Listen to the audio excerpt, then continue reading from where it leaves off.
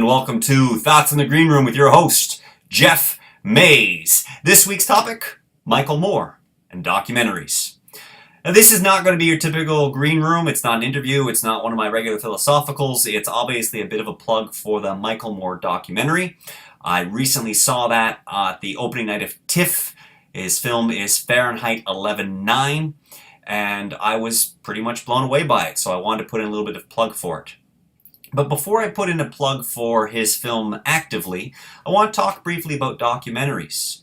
I've been watching a lot of them over the last year, I guess, and something I've realized that I didn't quite take in when I was younger was that documentaries themselves are a skewed vision.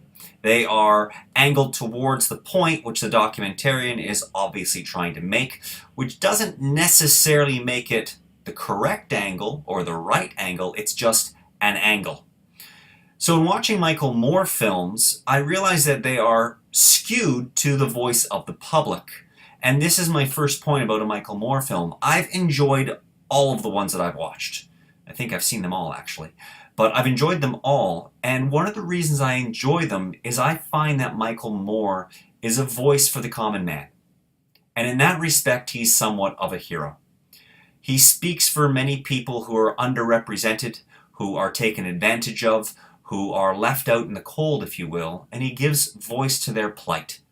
And in that respect, I think his documentaries are worth watching alone because they give voice to a silent, in many cases, a silent majority, those who are oppressed and have no voice. So in that respect, go and see the film.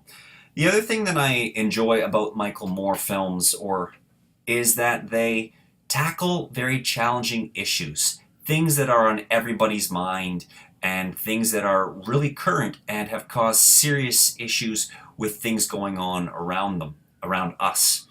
This documentary, Fahrenheit 11/9, centers around Trump as the basis for the storytelling. Ooh, look at that. Sirens in the background. I wonder if you can not hear me over them. I'm going to give them a second to go by, and here they go. Yeah, back to what I was saying. Michael Moore's Fahrenheit 11/9 focuses around Trump as the basis for the story, but as a larger theme, it speaks to political corruption. How singular individuals in power are able to manipulate the system in order for their own benefit at the detriment of the common man. This, I think, is a general crime. I've heard people complain about politics, and I complain about politics left, right, and center all the time. This specific documentary really highlights what I feel is the basis for the primary corruption within politics. And that's another reason why I think it's a valuable film to take a look at.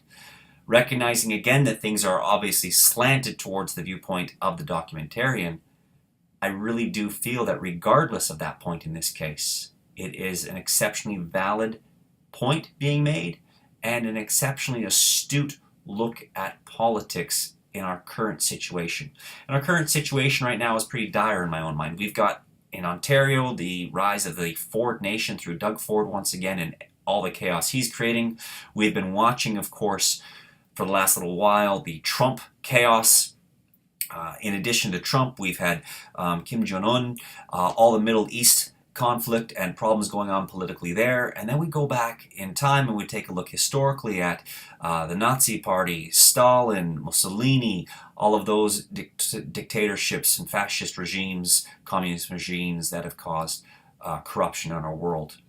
And all of these things, I think, have in common that one major point, which is an individual in power who's benefiting for themselves, sometimes and often their friends who have sponsored them, at the plight of the common man.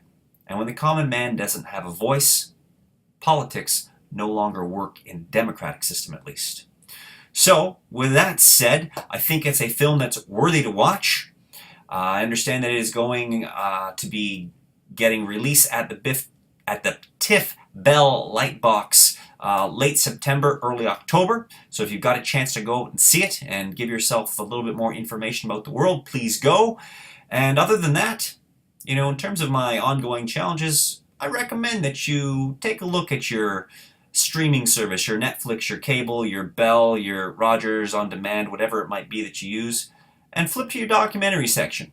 See what's out there. See what is different from the Hollywood fare that's got a touch on reality, and give your mind some expansion this week. That said, those are your thoughts from your green room.